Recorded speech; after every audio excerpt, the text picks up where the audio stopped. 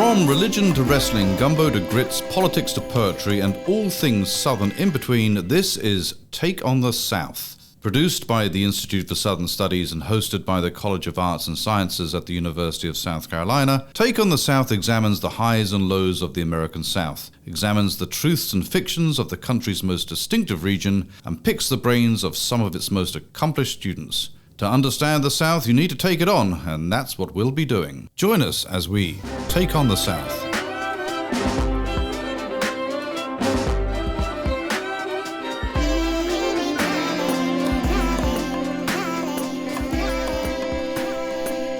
Today, Take on the South welcomes you to think about food in the American South, what it means, where it comes from, the work it does, and the history it draws upon. Dishes speak volumes about a place and a people, and few cuisines are more eloquent, if understudied, than Jewish Southern food. Thanks to a recent book by Rachel Barnett and Lisa Harvey, we now know much more about the Southern Jewish table. In their beautifully illustrated, enlightening, and brilliantly titled book, Kugels and Collards, Stories of Food, Family and Tradition in Jewish South Carolina, published by our own University of South Carolina Press, Rachel and Lisa take readers on a fascinating culinary journey into tastes at once familiar, yet often understudied. Rachel and Lisa are lifelong South Carolinians who have been instrumental in preserving Jewish history across our fine state. They are founding members of the historic Columbia Jewish Heritage Initiative, and they both live in Columbia, South Carolina. Rachel and Lisa, thank you for joining Take on the South. Thank you for having us. Thank you. Our pleasure. Oh, where to begin with this? What a fascinating book. Well done. Congratulations. Thank you. I've been looking forward to this book for quite a while. I'm going to get into some questions, but just for the sheer sake of clarity, can you tell us and our listeners what a kugel is? I think they mostly know what a collard is, but what's a kugel? Well, Mark, a kugel is like a Jewish comfort food. It originates from Lithuania, Eastern Europe, and the one that my grandmother makes is a sweet noodle pudding, and it's made with egg noodles and cream cheese and butter and dairy products, and sometimes you put in like an apricot preserve. So it's made in a casserole. It's almost like a Jewish mac and cheese because it can also be savory.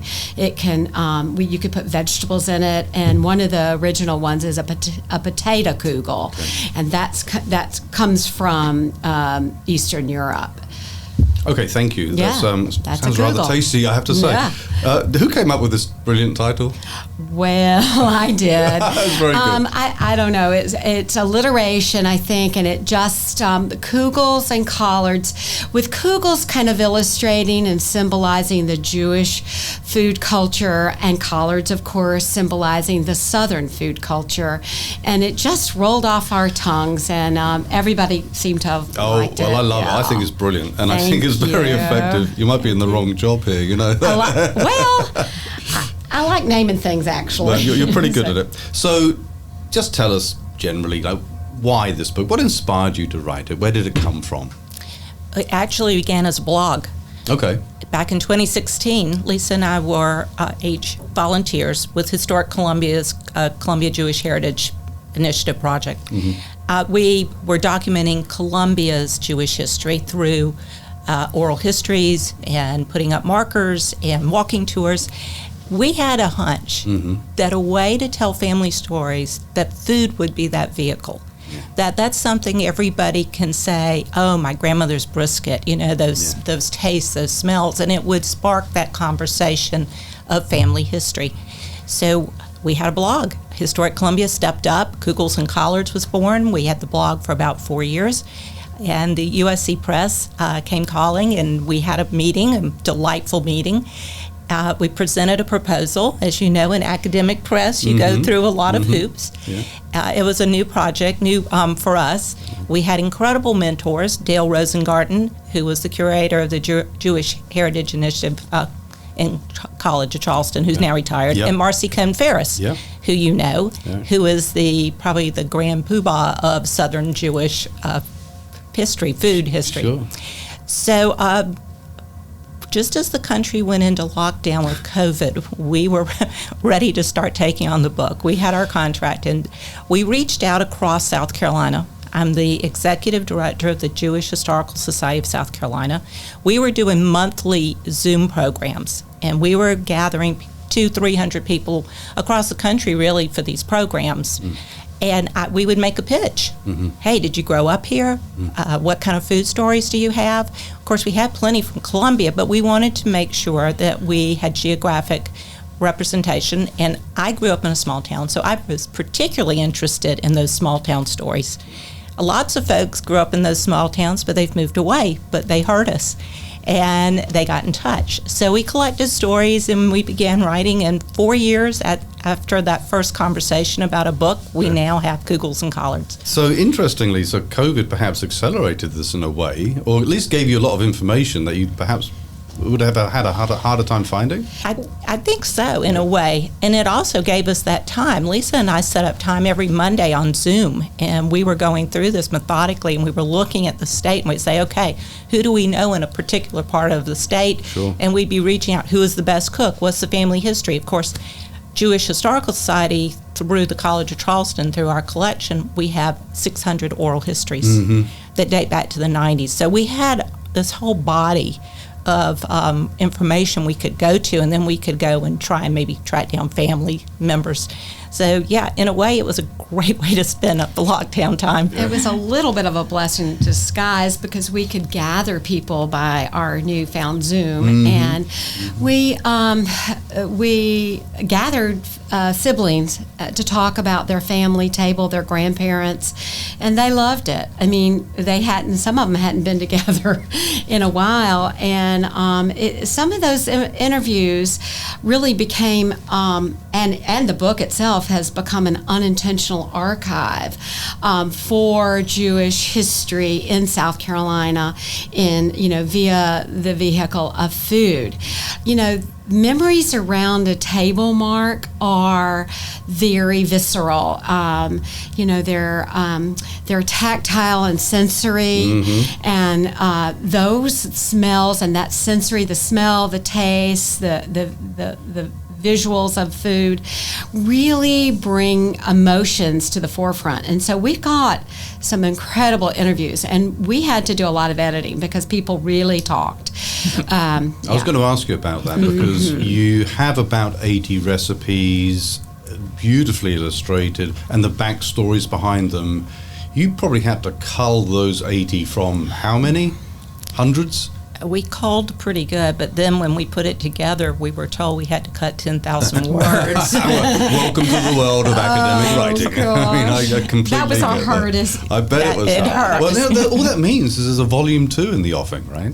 Could be. Yeah, that's what I think. Anyway. Yeah. Well, we know there are a lot more stories out there. Of course there are. It's always difficult to select. And whatever your metrics were, I having looked at it, I suspect you were looking for range. Yes. Because there's a lot of range in this book. Can you just give us a kind of overview about the role of food in Jewish culture and in Southern culture? Where's the overlap? Well, food in Jewish culture is really, a lot of our holidays are around the table. Wow. And we just finished with Yom Kippur and Rosh Hashanah, which, of course, there's all kinds of family meals there. And what do you do for Yom Kippur? You fast, and then at the end of that, what do? You break the fast. You eat. Right. So food is like everything. All our holidays, we love food. Southern culture is very similar. Yeah.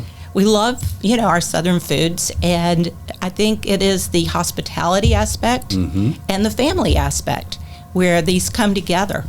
So this is a really kind of natural marriage in a way, not least because the Jewish presence in South Carolina goes back hundreds of years, and in the 1700s, there's the largest Jewish population out of any of the colonies, right? So there's been a long association here, correct? Absolutely. Right. Charleston, by 1700s, had more Jews than New York. Of course, it went downhill from there, but we certainly have a deep, deep history in the state. And South Carolina welcomed the Jews. They gave them, religious freedom. So that was a big calling card, I'm sure. So I'm sure that lots of people listening to this are going to ask the obvious question, and I'd like you to talk about this. How has the struggle to keep kosher in the land of shrimp and crab and pork shaped daily life for Jewish Southerners? I mean, it is a struggle. Is that an accurate characterization? Is it difficult?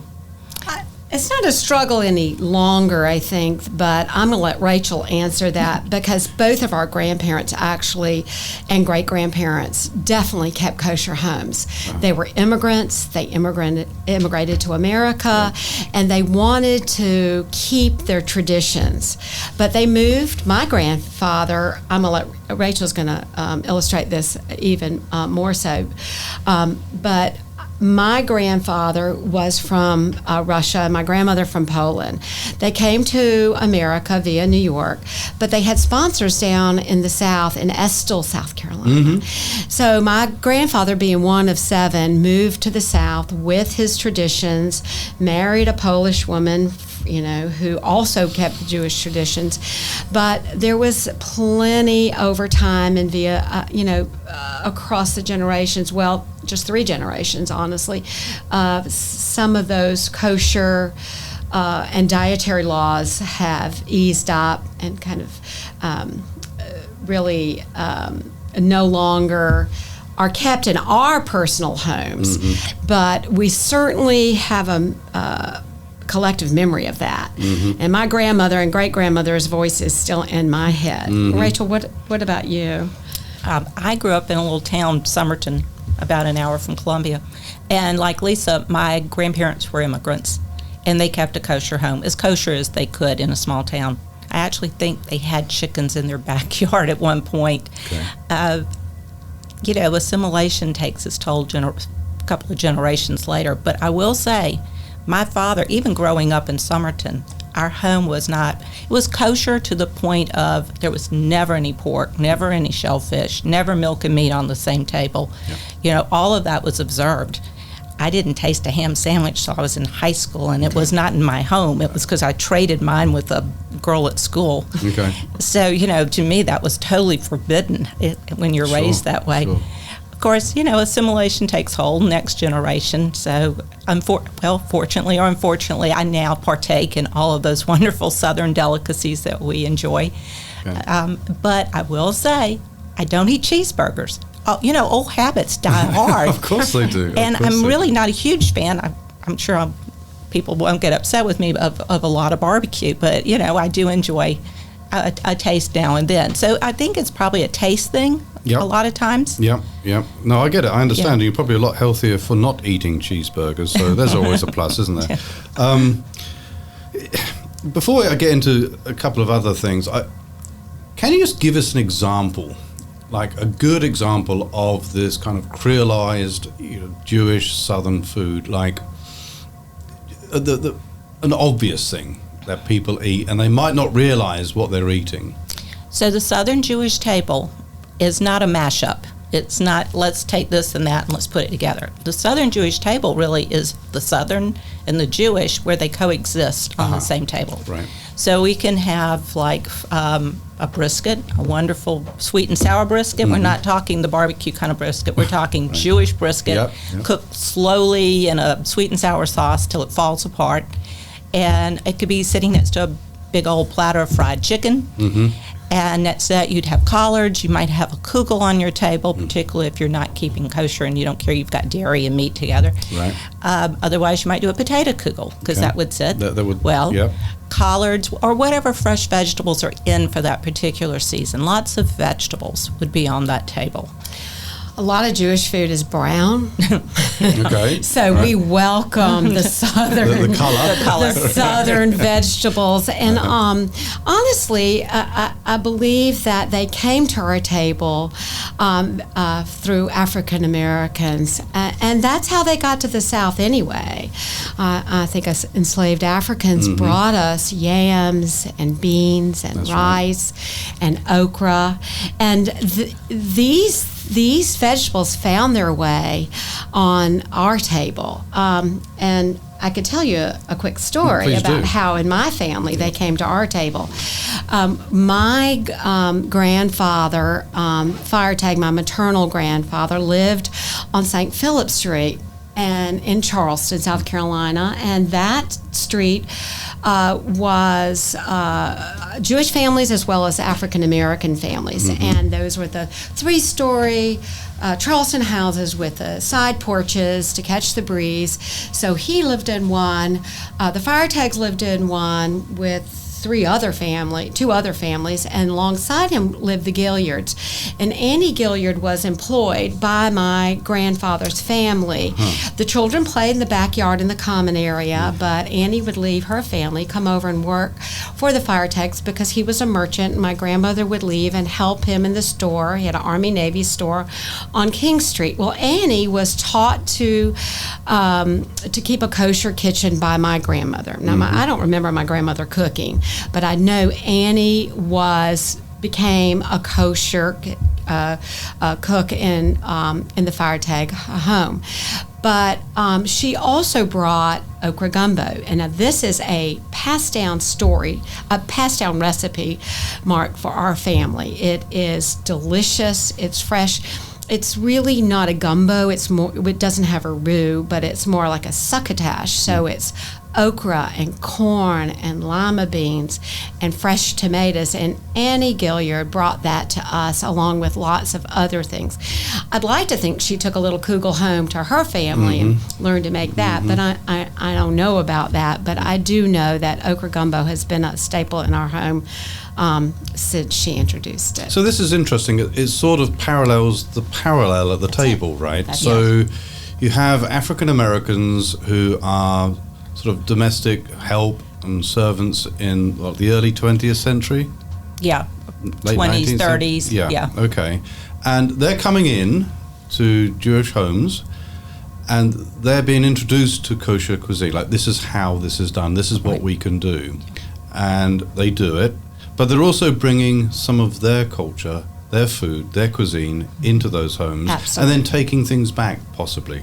So there's this parallel from both the table and the kind of human interaction, right? And that's part of the story here, isn't it? I mean, this is about not just the food, but the traditions that underwrite the food. That's kind of what you're doing with this book, isn't it? Yes, and we are actually trying to bring out that these women that cooked in these homes, they were employed by these families, they took care of the families, and that their recipes live on with these families. They get passed down. And it's important that we recognize them. In a lot of cases, they've not been recognized till now. Right. Jews are not a monolith like any other culture, so we're not going to say this happened in every Jewish family. But these are stories that we have collected from different families. And as we were writing the stories, we would question who was this person?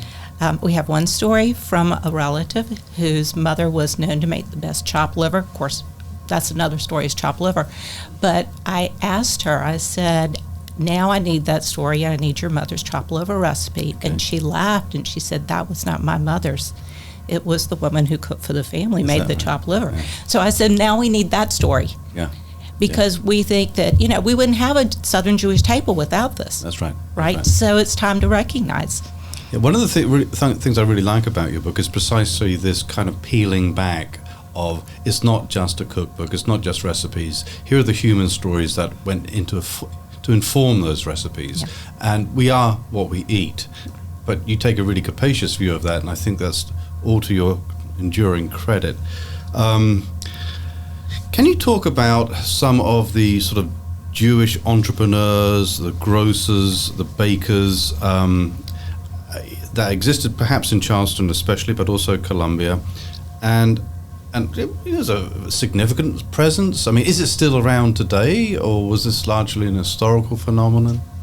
We were really amazed. We could write a whole book just on Jewish entrepreneurs, business people. We found a good many in Charleston. There are more in Columbia. There are stories we didn't even touch, but we know they're there.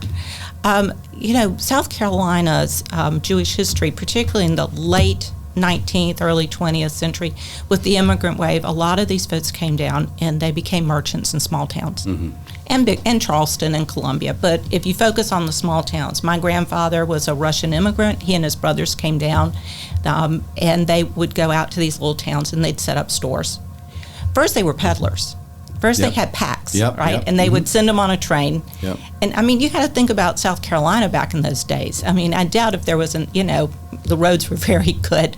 So, they would come down on the train, they'd hit these little towns, and they would pedal. They'd get a little bit of money, and they might get a horse and wagon, depending on the time period. Maybe they'd get a car if you come down a little bit further in time. And then they finally would settle in town and open a store. Yep. Grocery stores seemed to be an entry point for a lot of these folks. There were a good many groceries in Charleston. We have another project with the Jewish Historical Society called Jewish Merchant Project, where we are documenting every Jewish merchant in South Carolina. Okay. We're approaching 800 right now, Good and we Lord. haven't even begun to touch a couple parts of the state. Right. So this is that story where you get those folks in, and they become entrepreneurs. They become farmers. My husband's family, a Jewish family from Sumter, they were farmers. Goes back to the great-grandfather. They were able to acquire land. They couldn't do that in the old country. This Yeah. is the promise of Right. what America gave them, right? Right. So they were farmers. We have other farmers' stories. And on the farms, a lot of times they'd have commissaries, which would end up being, a grocery or something like that. We do have stories of kosher butchers in Charleston. Okay, I was going to ask about that. There are kosher butchers, some great kosher butcher stories. We have the pigeon plant over in Sumter, which is still in operation. That's a squab. They are still shipping squab and poutine around Okay. the world. So, and that was Jewish owned. There are lots of really great stories of Jewish entrepreneurs. And the restaurants come along. There was a kosher restaurant in Charleston. Right. When was that? That was probably in the 30s and 40s. Okay. Which we really need to do a deeper dive. My mother just told me about it. My mother's 90 and she grew up in Charleston. So Okay. she just popped up with that, and that's something we would like to. That is fascinating, Yes. isn't it? Yeah, that Right. deserves a history right there. Right there. Well, now there is today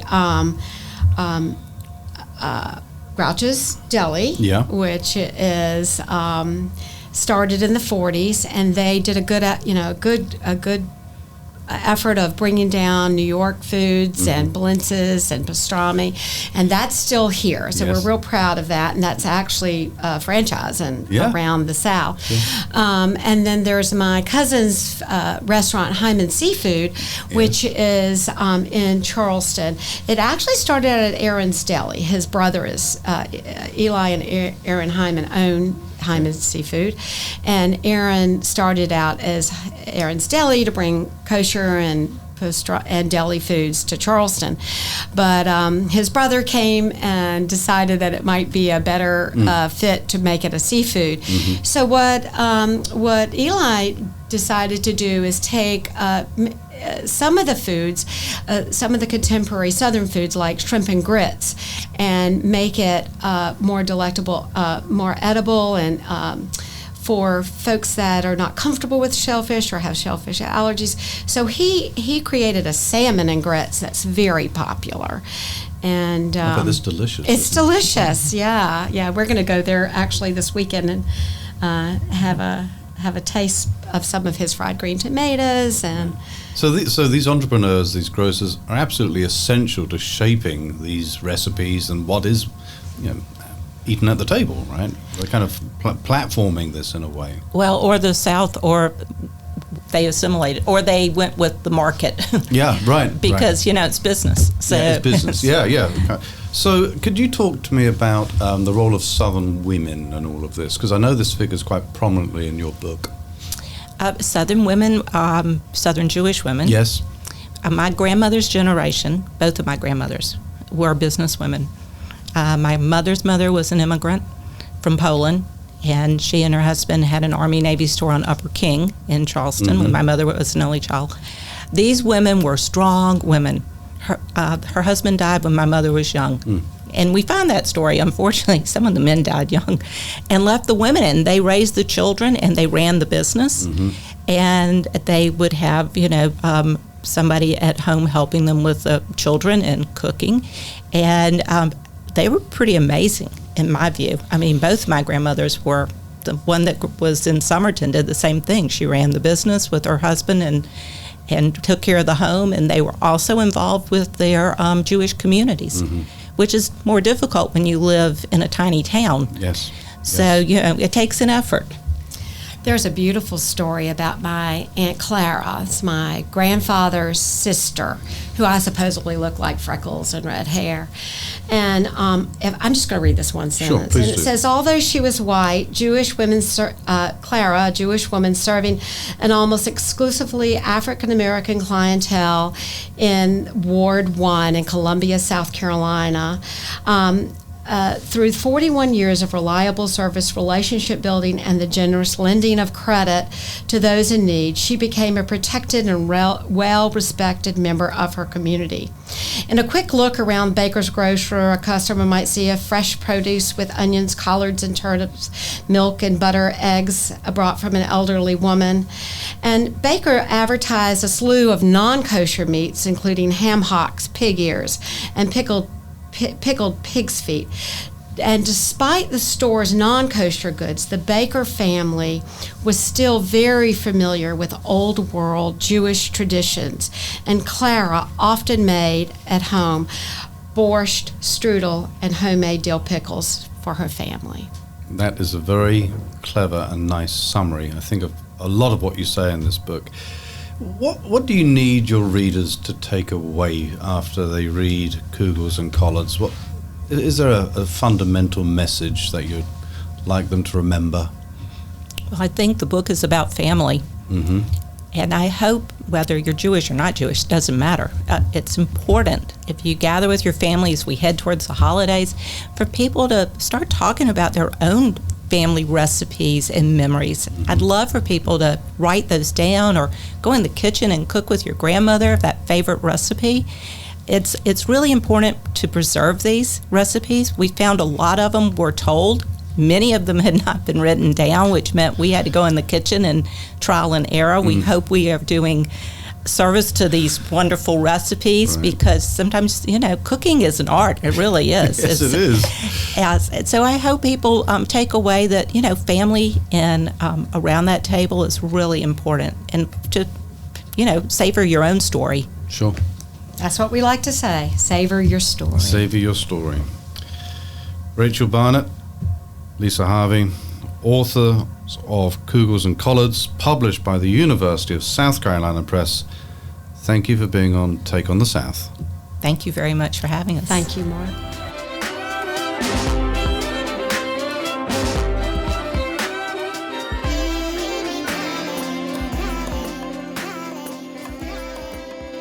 That was our Take on the South.